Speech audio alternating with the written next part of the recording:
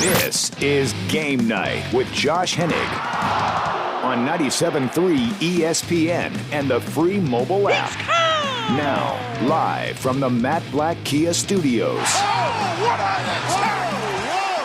a move! Here's Josh Hennig.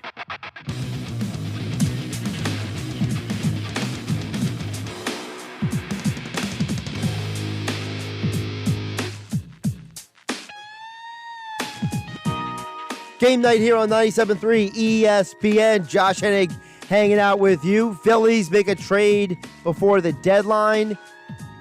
Questions about the Eagles, as always. Flyers, incredibly disappointing. And here we are.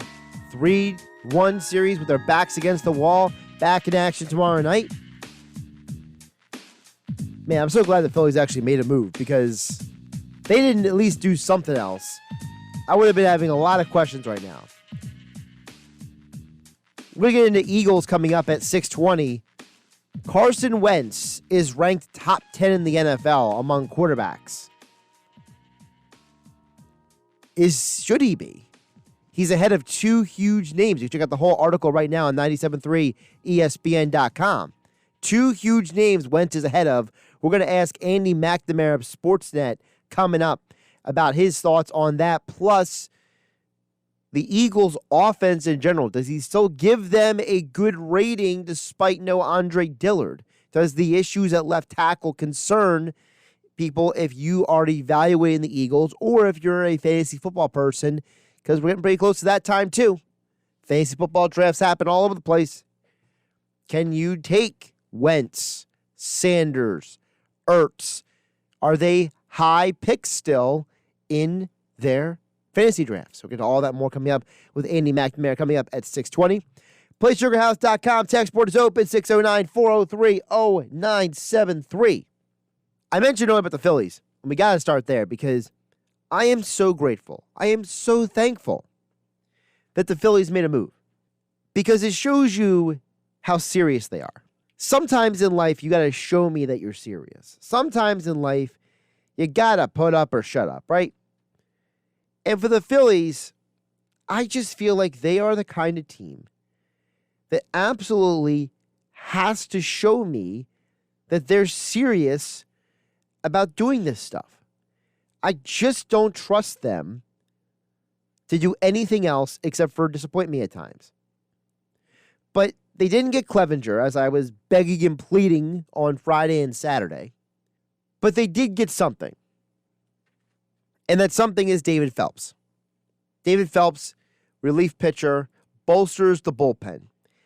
And I have to respect it because I was telling you all before on Friday and Saturday shows that you don't win without pitching in the postseason. You need pitching to win in the playoffs. And when I think of pitching, when I think of teams that have won championships, none of them had bad pitching. Well, the Phillies decided to go all in on the bullpen. And let's be realistic, the bullpen was an abomination before all these trades were made. Before they brought in Workman and Hembry and Phelps, it was an embarrassment. You know, the guys talking about it earlier in the show about Reggie McClain. There was a point in time where Reggie McClain was one of your better bullpen pitchers. That's embarrassing. Now you don't have to say that. Now you actually have a reliable set of pitchers in that bullpen. And to give Girardi somebody that he's familiar with. You know, Phelps was with Girardi for a few years in New York before he got bounced around the league by a few different teams. And again today. But we know that Phelps is a guy in the bullpen who gets outs. He's a guy who could be very effective if put in the right position. And I think that for the Phillies, the acquisitions of Phelps, Workman, Hembry, Hale, add them into a bullpen that already has guys like Hector Neris. You're bringing back Ranger Suarez, right? You got Morgan out there. You put Velasquez in the bullpen. I feel a ton better about the Phillies bullpen today than I did a few days ago. And when you look at teams who are going to be contenders, and I'm not penciling the Phillies in for World Series champions. If you're going to go out there and use your sports book to place a bet on any team right now, you want to place it on the San Diego Padres to win the World Series. I mean, that team didn't just load up. They basically took over the entire market. I mean, they got Clevenger. They got tons of different guys from I felt like every 5 minutes I was seeing a trade by the Padres yesterday, and I'm sitting there thinking, what are the Phillies doing? But I will give Klintak credit where credit is due. I'm not a Klintak guy. I'm not a fan. I think that some of his decision-making has been not the best. It's been poor at times, honestly. But the Phelps move was very smart. And it's also smart because he's a guy who comes in here with a club option for next year. It's only $4.5 million. So you know that he's a guy that is under team control and is not just a one-time rental. Very important. He's also 33 years old. He's not too old. He's not too young. He's kind of in that good range of age that he could have a couple more good years for you.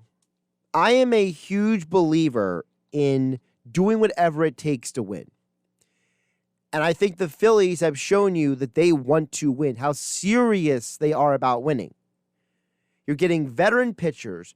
You're going out there and bringing in people who you know can be contributors.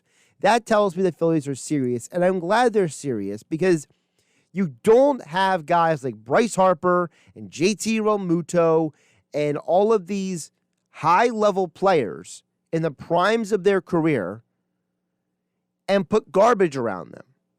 You got to put quality players, and I don't know if the Phillies completely miscalculated their bullpen coming into the year. I don't know if they had the assumption that maybe some of those guys were better than they were going to be.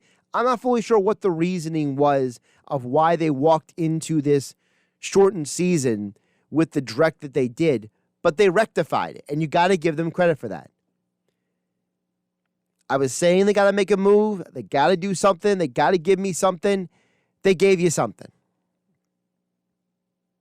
And I think it's a substantive something because of the fact that you're in a division that you can win. It's not like the NL East is this huge juggernaut division. In fact, the team that you want to argue maybe lost at the deadline was the Braves, because even though they're 19-14, you could argue they have some of the weakest pitching in the division. With all the injuries that they've had and all the guys have struggled, they didn't make any deal for any pitcher before the deadline. Even the Marlins made deals. I mean, who would have thought the Marlins would have been part of... I mean, they got Starling Marte. That's a really good player. The Phillies right now are 14-15. The Marlins are 15-15. The Braves are 19-14. And you could easily make the argument that the Phillies lost about 5 games this year purely because the bullpen was that bad. At least, at minimum, they lost at least 5 games. And I'm trying to be as, respectable as possible because obviously anything can happen in baseball, but their record could be 19-14 instead of the Braves just because of that bullpen was better. So you upgrade the bullpen, you get serious, and you put yourself in a position to make a run. And in a national league that is wide open with all these teams making the playoffs, there's no reason why the Phillies can't make the postseason and make a little noise. I'm not going to sit here and act like they're going to win the World Series. I'll leave that to the Dodgers and the Padres. But the Phillies making the playoffs is a very important step forward because it shows you the organization is serious about doing what it takes to make the next step to get better. So I applaud the Phillies for making a deal today. Again, more information on that trade for Dave Phelps. Go to 973ESPN.com or the 973 ESPN mobile app. Frank Close with all the coverage over there. Frank Close, Phillies mailbag tomorrow on the Sports Bash on 97.3 ESPN. I mentioned earlier about the Flyers. Look, that game last night was very, very frustrating. I was telling you all on Saturday that I had hoped that these days off with the sports world pause would have helped the Flyers maybe hit the reset button, get themselves situated, and come back and get really focused. And again, we have 2 more games where the Flyers don't put out their best effort for 3 full periods. Now, I understand what guys like our Flyers, Kevin Durso insider, Hunter Brody, who played the game of hockey, said on the Sports Bash earlier today.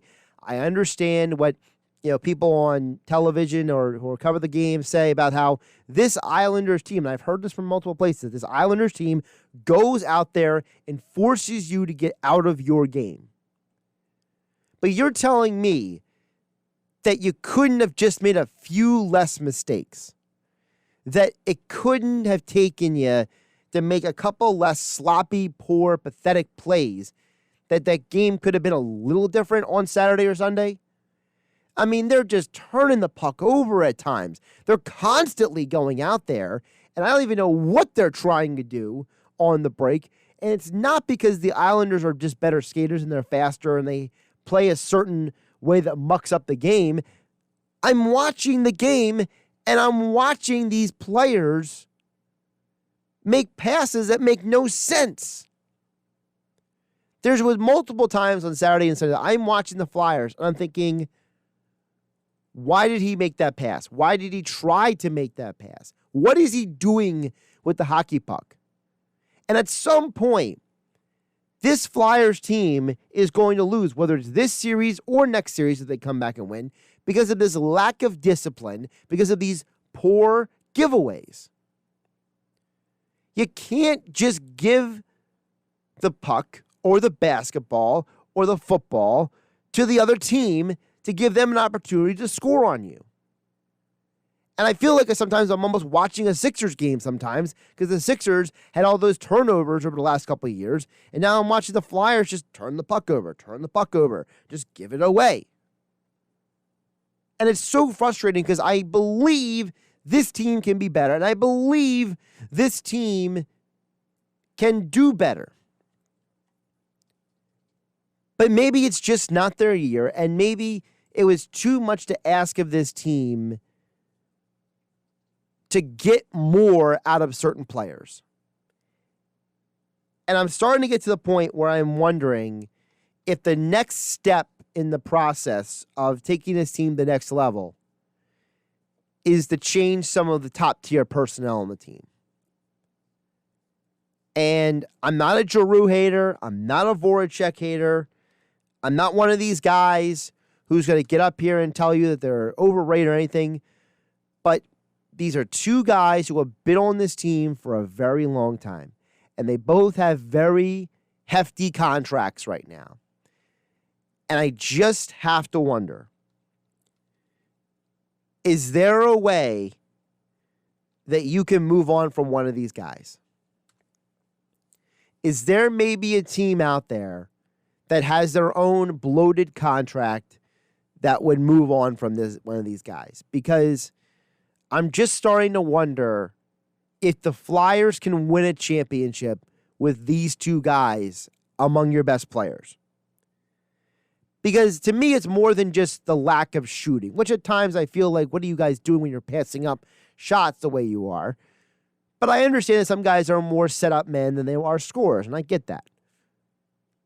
But it also feels like you want a little bit more from these marquee players, these guys who have been all-stars, these guys who have been the team leaders in scoring year in and year out. And as you see the guys like Konechny and Couturier and these younger players kind of rise up through the organization and cement themselves, and you see Kevin Hayes, how hard he's playing, I just don't know if this franchise future success lies in the hands of the C being on Claude Giroux's jersey and Jake Voracek being a part of your top lines when it comes to getting the most out of this team. And I know the series isn't over, but I just want to plant that thought in everyone's mind that maybe it's time to start evaluating different ideas, because to me right now, there has to be some sort of accountability for the sloppy play. And if, and I say if, this team gets eliminated, and I still think they can win tomorrow night, 7 o'clock right here on 97.3 ESPN. I picked the Flyers in 7 games for this series, so I'm not letting go of that 7-game run here. But whenever this playoff run ends, whether it's this series or next series, I have become convinced that the only way this team moves up from where they are right now to the next level is if they shake things up a little bit. And again, I'm not hating on Giroux or Voracek, but sometimes you gotta move on. And you gotta move forward. And I just want to leave that thought in your mind here on Monday, August 31st, 2020. Josh Hennig, Game Night here on 97.3 ESPN. The Play Sugar House text board is open at 609-403-0973. Coming up next, Carson Wentz is ranked as a top 10 quarterback in the NFL. Should he be, though? Also, the impact of no Andre Dillard left tackle on the Eagles in 2020. We'll get into all of that and more coming up next with Andy McNamara from Sportsnet right here on Game Night. I'm Josh Hennig. This is 97.3 ESPN. You're listening to Game Night with Josh Hennig on 97.3 ESPN and the free mobile app. PlaySugarHouse.com text board is open, 609-403-0973 to get on the conversation. But right now, before we get to anything else, joining me on the Boardwalk Hot Hotline, he is Andy McNamara. You've heard of him here on 97.3 ESPN before. At AndyMC81 on Twitter. Sportsnet. National Fantasy Sports host, analyst, writer. Does a little bit of everything over there on Sportsnet. But we know how much he loves football, and he joins us now here on Game Night on 97.3 ESPN. Andy, how you doing on this Monday, the last day of August? Josh, I'm doing good, my friend. How are you? I'm doing pretty good because I know football is almost here. And a byproduct of football being almost here is we got another list. We got another ranking. We got another something. And I love talking with you about these rankings because it's always strange to see what one person sees can be completely different from someone else. And when I saw this ranking today, the first thing that came to my mind is I just feel like it's a little high to have Carson Wentz at number 6. Ahead of Brady and Rodgers? I'm sorry, what? Well, listen, I think if we look at the talent and maybe what Carson Wentz has had to overcome, especially last year, that's what impressed me most. It does seem a little bullish by the rankers, which, hey, you know what? Hey, if you're an Eagles fan, let's hope that's true, right? Let's go. You're going to need all of Carson Wentz this year with the injuries piling up again. But yeah, Josh, it seems like, okay, you know, we've seen what Wentz can do. Brady's in a new situation. Is that why maybe Wentz he's in the familiar offense? Maybe that's why he's a little bit higher. It does seem a little high, though. It definitely does. And, you know, anybody who knows me knows I'm a Wentz guy. I've been a Wentz guy since he was drafted. But even for me, the rationalization is Wentz is at 6 because of his talent, but then his classmate from the draft class, Dak Prescott, is at 7 because of the talent around him. It almost feels like they're saying Prescott has better talent, but Wentz is the better player, which I think is a little bit controversial for some people.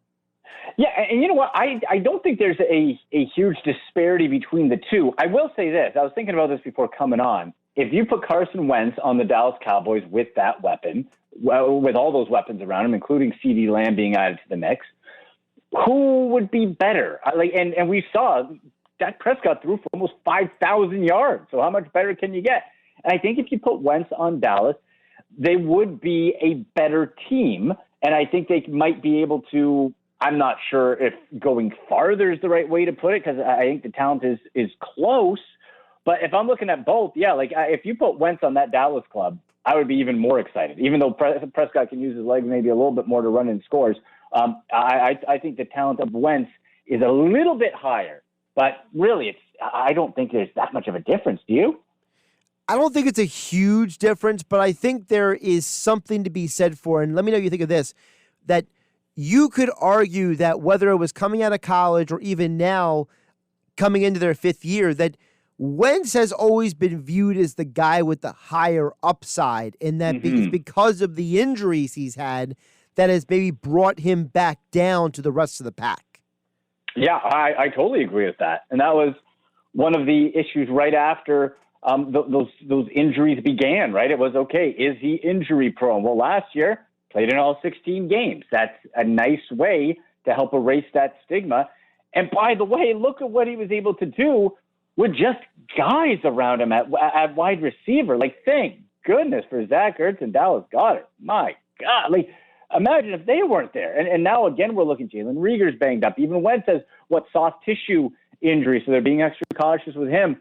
It's a case where he's going to have to, I think, to prove everybody wrong who's against him, of, all right, you got to stay healthy, and then no matter what the situation is around you, you got to go in and you got to win some rounds in the playoffs. And it has to be focused. Like, really, at the end of the day, however far the Eagles go, people have to look at it and say, we went this far because of Carson Wentz. I got to ask you, though, because we mentioned the injuries are piling up. So Andre Dillard, he's expected to be out for the year, torn bicep. Brandon Brooks, he's out. Jason Peters is now playing right guard. We don't even know who's playing left tackle or not. So how much do the offensive line issues concern you with an Eagles offense that we believe is going to be better, but is the offensive line in front of Wentz going to hold up? Oh, and that's a big question, especially with a quarterback that it has at times been injury prone. You want to make sure he is nice and safe. And if it's not, then this is what I kind of shift to. All right, if the offensive line is struggling and maybe he's not going to have as much time as he might want, who can he rely on? And that's where you want to have Miles Sanders healthy, because Sanders, I think, as long as he remains injury-free and comes back from his ailment, you look at Sanders, his step forward this year is going to be pivotal because he can be that quick outlet pass. The line's collapsing, boom, pop it to Sanders. You got the two tight ends again, right? And just from a quick fantasy football side of things here, Ertz and Goddard, two top 10 tight ends in fantasy football on the same team. You never hear of that. Those are, again, quick passes. You can make a big body, go get him type of guy. It might be somebody like a Deshaun Jackson who, yeah, you can move him around, but the speed down the field, that's where Wentz might not have enough time to get it to him. So if there's line trouble, then they better be focusing on those short, quick passes to get it out of Wentz's hands and get him out of trouble. Andy McNamara joining us here on the Boardwalk on the hotline here on Game Night on 97.3 ESPN. Make sure you follow him on Twitter at AndyMC81. Now, you mentioned the fantasy football. I got to ask you, because a lot of people are doing their fantasy drafts this week and next week. Do the offensive line concerns maybe bring down how highly you would pick some of the Eagles' skill positions? Yes, they would. And I'll give this general piece of advice. I did it we had a fun show over the weekend, Sunday mornings on Sportsnet. We got the link up at AndyMC81 on Twitter as well. We did a full fantasy football mock draft in real time. We had the board and all that. So it was interesting being able to sort of react on who is available in real time on the air. But when you look at it, one thing we kept coming back to is, guys, wait as long as possible to have your fantasy draft this year. Okay, I know I get anxious. I want to have it. It's fun. You want to do it. But look at the situations that we saw over today. It was Leonard Fournette's release. Well, how many people drafted Fournette thinking he's going to be with Jacksonville? Doesn't have a home. Where's he going to end up? What about Alvin Kamara? He's holding out. How long is that going to take? Wait as long as possible. But to answer your question fully, yeah, it does put a concern to me on Wentz. Not on Miles Sanders in PPR, maybe Sanders in standard, because I feel he can still get a lot of value catching the ball, but maybe the standard side. And then the tight ends, I think, are, especially Ertz, I think, are probably going to be relatively line proof, depending on. But certainly the receivers, I think you got to fade on all the receivers, to be honest. Now, you mentioned Sanders. What do you think his upside is this year? Because you and I talked previously about, listen, this is a guy who showed you, he could be one of those all-purpose yard guys. But now it's no Brandon Brooks there. Now it's not Andre Dillard left tackle. It's fill in the blanket left tackle. So we know a running back can sometimes cover up some of the issues of an offensive line, but is Sanders' potential and ability good enough to make up for some of the offensive line concerns? I think it will be in the passing game. So maybe we don't see, and depending how the line adjusts, right? Some backups, it all depends how they mesh. Some guys can be backups for pass protection, but run blocking, they're really good, right? It all depends how these guys blend together. But if there is that struggle, if there is collapsing, if they don't get that push, if Sanders is just hitting a wall every time he's at the line of scrimmage, then I still think his value can be brought with pass catching. And that's where they really have to focus on him, especially without with diminishing options in the slot. He can be that guy. Like, you can pop him out there. And I think that's going to be if they feel comfortable using him. That's the value of Miles Sanders this year until the offensive line gets back on track. I think it is as a pass catcher, and I do think he's going to be valuable. How high would you take him in a fantasy draft? Ooh, boy. You know what? I'm considering him, and when we did our rankings on the show, I am considering Miles Sanders an RB1. Now, where am I taking him compared to others, depending on where the draft falls? This is one other piece of general advice that I'm giving people. Don't be afraid for a true RB1, a true starter who's not in a committee. Don't be afraid to reach for one. Because if you miss, you will be chasing your tail the whole year. So I have Miles Sanders as my RB12. I just looked at my rankings here. So right at the end of the first round in 12-team leagues, I would have Miles Sanders right there. So behind guys like Austin Eckler, if it's PPR, Kenyon Drake, Clyde Edwards-Helaire, right after that. I have him ahead of Joe Mixon personally. I think he's going to get more work, and he is in the same system, unlike having a rookie quarterback in Cincinnati. So I have him right at the end of the first round. You mentioned system, and that's a question I can ask you as well. The Eagles brought in Rich Scangarello to be part of this offense, and he comes from that Kyle Shanahan tree. So the idea is that you're bringing in Scangarello, you're bringing in Marty Mornhinweg, who was in Baltimore for a few years, adding that into what Doug Peterson is already doing. Does the idea that the Eagles might be bringing in new concepts add any value to some of these guys? I would bet that they're going to try to, not to say they're not going to try to integrate those new ideas, but I would bet in this weird, shortened COVID-19 offseason where you don't have a whole lot of time, we're going to see a lot more similarities, maybe some spots really put in, but probably not full integration of it for a while, just because they have an advantage of having the same head coach, having the same quarterback, having the same running back. So why would you take that away from a team that has a new coach and has to start from scratch? So I think when you look at that Shanahan tree, and that goes back to his dad, right? What the 2 Super Bowls with the Broncos, Mike, what do they focus on? It is heavy focus on tight ends, 2 tight end sets. Well, Philly's got 2 of the best in the game when it comes to a tandem in Ertz and Goddard. What's the second part? Running game. And it's a guy who can plant and cut. That's where, now, that part is what concerns me when you have the offensive line trouble, because it is so vital for the running game to have that offensive line. Picture a white picket fence, folks, okay?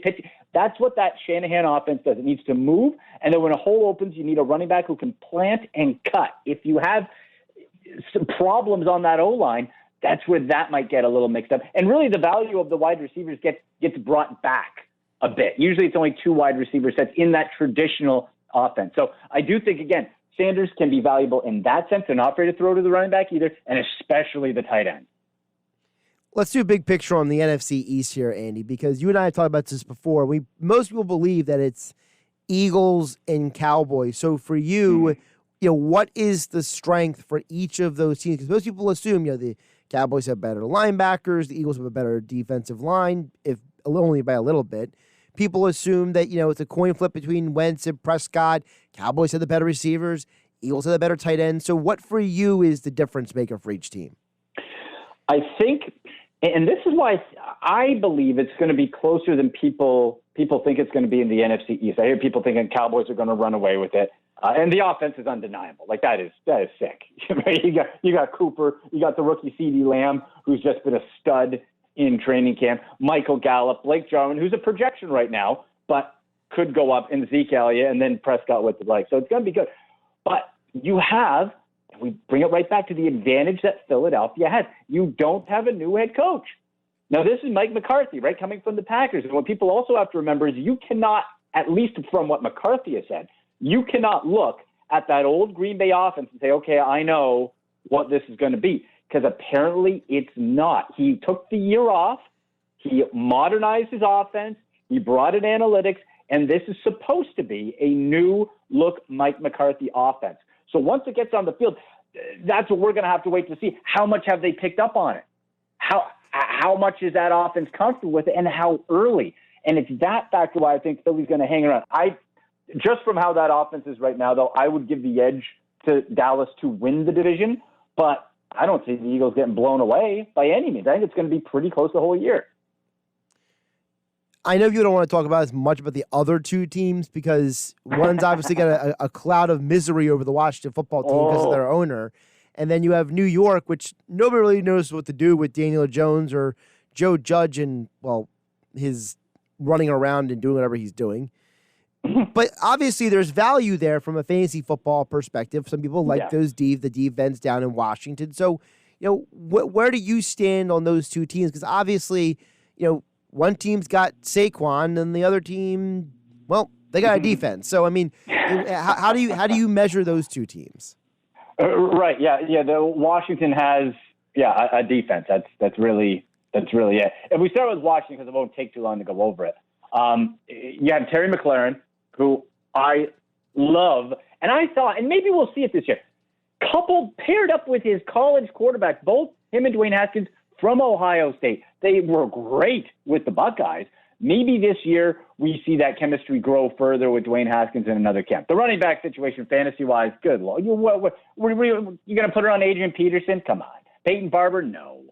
One guy, I will say this, for dynasty or keeper leagues, pick up Antonio Gibson.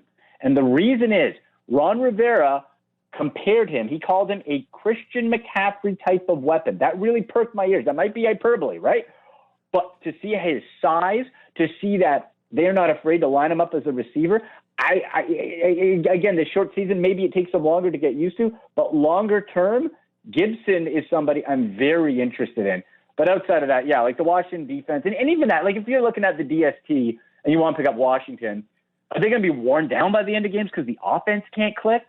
Right? Like, how much value do you put there? The Giants, I think we know the engine is Saquon Barkley. One person, too. I am extremely bullish, Josh, extremely bullish on Evan Ingram. Now, the dude's got to stay healthy, okay? He's got to stay healthy. But if he can, you are talking about, in my mind, not a top 10, a top 5 tight end fantasy guy there in Evan Ingram. He has that much talent. The receivers suck in New York, so it's going to be Ingram, it's going to be Barkley, and it's going to be Jones. The receivers I'm not touching. I love how you said if he stays healthy with Ingram, because I mean I feel like he is another one of these guys who I hate to make the analogy. I just hope his career doesn't become Jordan Reed. You know what I mean? Like I hope he doesn't become one of those guys. Yeah, man. How many years did people chase Jordan Reed every year? All right, this is the year. Yep, no, he didn't, did he? No. It gets to a point where you just keep chasing, and then you just either get stubborn or hope that you just hit on it, and it doesn't happen. When the guy's on the field, he's really good. Like, he's really good. And it's a case, again, where we have to look at what are the other options in New York. And, I'm not afraid if I'm a fantasy owner of any of the wide receivers. Now, you look at Ingram here, fourth among all fantasy tight ends through the first half of the season. Fourth. Right? So the talent is there. And you would have Daniel Jones with that many more reps under his belt. So it's there. It's risky. So if you are going to get Evan Ingram, and I'll tell you this, on my fantasy drafts that are coming up over the next week and a half, I'm going to try to get Ingram. But I'm going to make sure I get a backup. I'm going to back pair him with somebody like a Jack Doyle, who I'm very high on here, with Phillip Rivers coming in to the Colts. I think people are sleeping on Doyle. Listen, Josh, we know Rivers is going to throw the ball a lot. He might not throw it always to the right guy, but he's going to throw it a lot, and he loves the tight end. So someone like a Doyle, someone like an Austin Hooper, a Hayden Hurst, back end yourself if you get Ingram to protect yourself in case he does go down.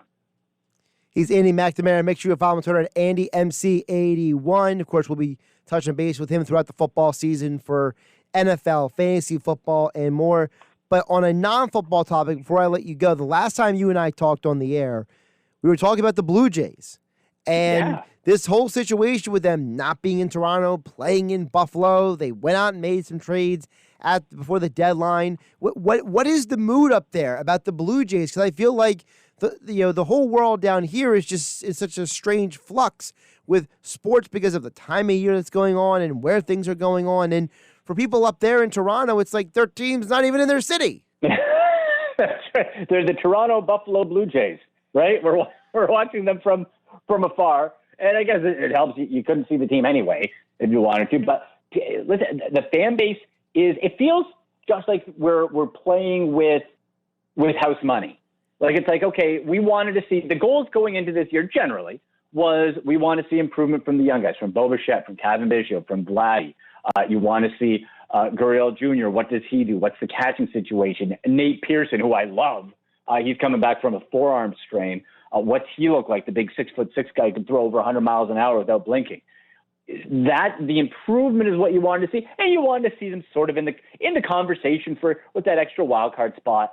But all of a sudden, like Teoscar Hernandez is looking sort of like a late career Jose Bautista 2.0, coming out and cranking out home run after home run.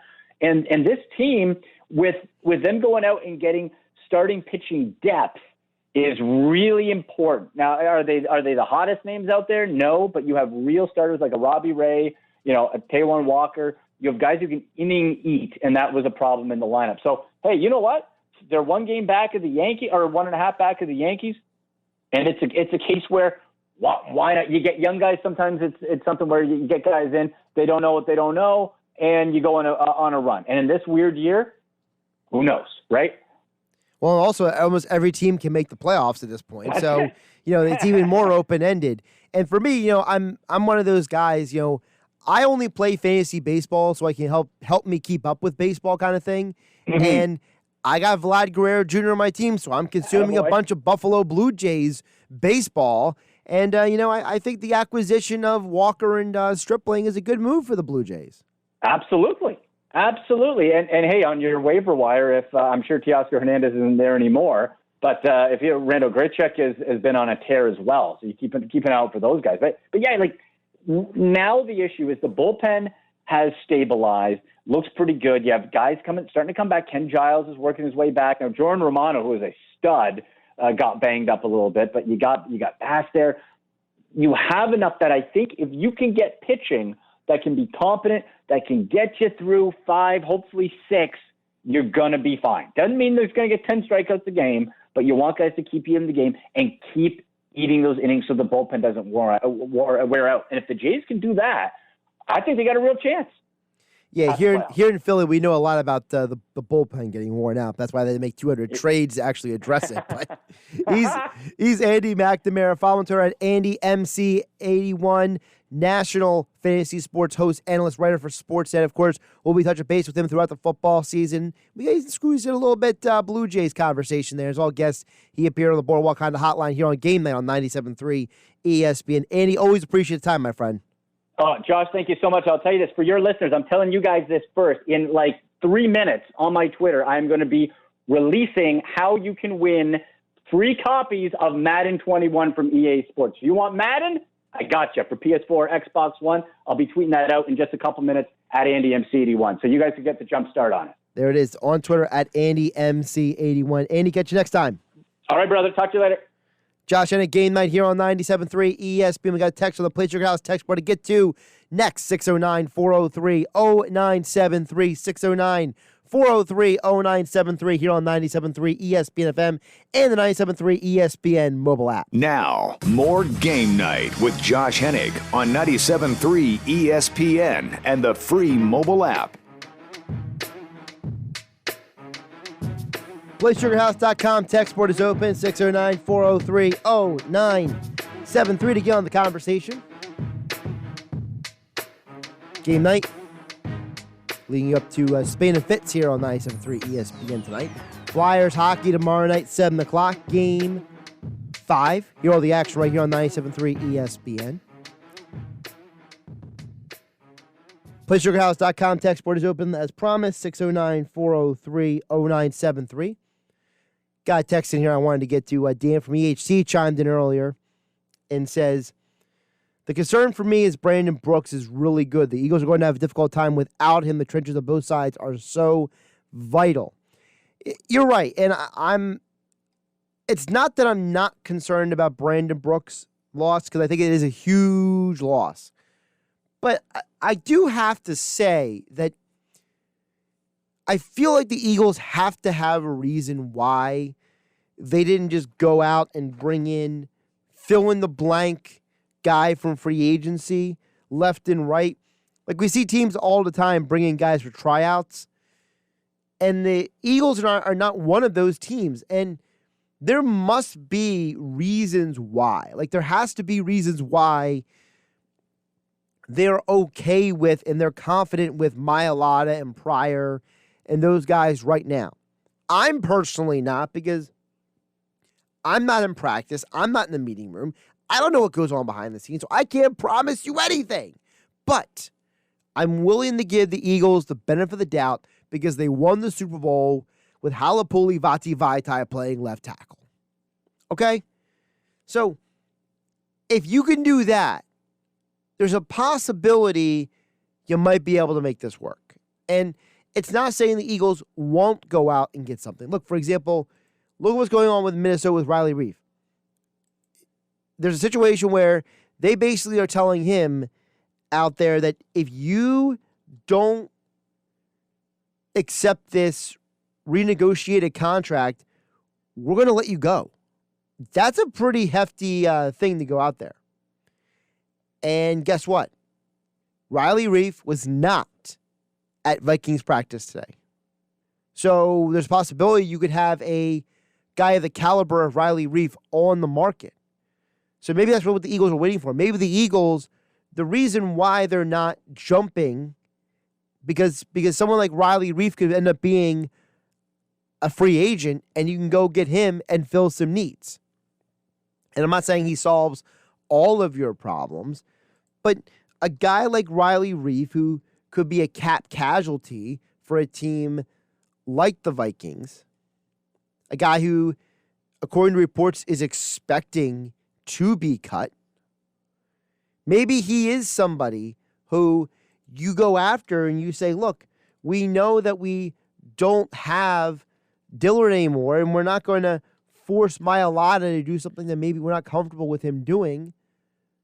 So maybe you go out there and bring in a guy like Riley Reef, who has started 112 games in the NFL, and he's only 31 years old. Maybe that's a guy that you look at and you say, that's a guy that we can bring in and we can rely on to play the tackle position this year, leave Peters at guard, and let Pryor and Mailata be the swing guy. So maybe that's the real reason why the Eagles haven't gone out and made a move, is because they know somebody like a Riley Reef could be out there and could be had. Another text over the PlaySugarHouse.com text board, 609-403-0973 says the Eagles may have the best interior defensive line in the NFL, but the defensive ends are a little weak. I think it depends on how you're grading them. If you're comparing the Eagles' defensive ends this year to the year they won the Super Bowl, sure. But compared to the half of the rest of the NFL, they're really not that weak, because Brandon Graham is arguably one of the most underrated defensive ends in the league. Vinny Curry had a very good year last year. Josh Sweat has all the physical tools to be a very good, solid rotation player at defensive end. You think about that the Eagles have a guy who they won on the team last year in Joel Osman. I'm assuming that Gerard Avery and Sharif Miller may or may not play this year, so we don't know that 100% for sure. So they do have some players at defensive end. I don't think they're totally whitewashed. I just think the depth is a question, because we don't know what Derek Barnett's going to look like. And if Derek Barnett plays the way we hope he can play, this team has a chance to be very good. If he doesn't, then they're going to have to wash their hands of him and move on. It's a shame that could be a pick that just didn't pan out the way they wanted to. So, more football talk tomorrow. Andrew DeCecco football at 4 on the Sports Bash. Mike Gill, Hunter Brody on 97.3 ESPN. I'm Josh Hennig. I'll be back tomorrow night on Game Night to preview Flyers versus Islanders Game 5 right here on 97.3 ESPN.